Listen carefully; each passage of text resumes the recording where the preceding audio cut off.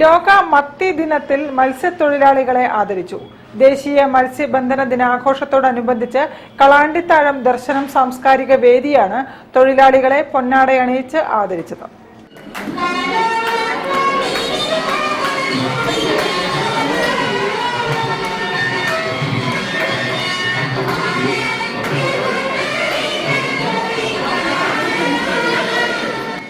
ദർശന വനിതാ വേദി പ്രവർത്തകർ കടലിനക്കരെ പോണോരെ എന്ന ചെമ്മീനിലെ ഗാനത്തിന്റെ നൃത്ത ചുവടുകളോടെയാണ് അതിഥികളെ ദർശനം ഗ്രന്ഥശാല MN സത്യാർത്ഥി ഹാളിലേക്ക് ആനയിച്ചത്.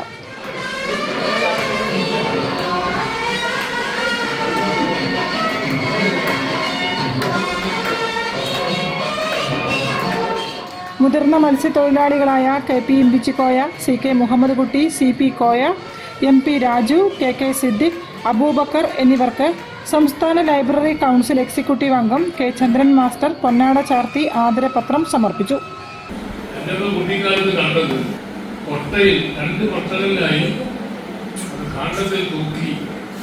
അങ്ങനെയാണ് മത്സ്യം നടത്തുന്നത്.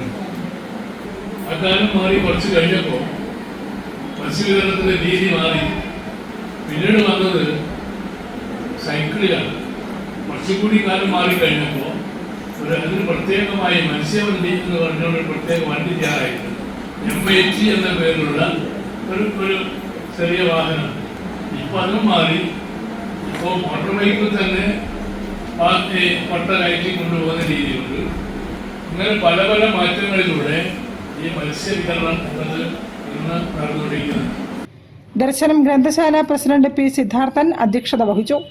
വനിതാവേദി ചെയർപേഴ്സൺ CP ആയിഷ B, വനിതാവേദി convener PK Shalini, Darshanam secretary TK Sunilkumar, joint secretary Douglas D'Silva തുടങ്ങിയവരും സംസാരിച്ചു. News bureau, Kozhikode. Bangalore People's Planet സംഘടനയുടെ സമഗ്ര സംഭാവനയ്ക്കുള്ള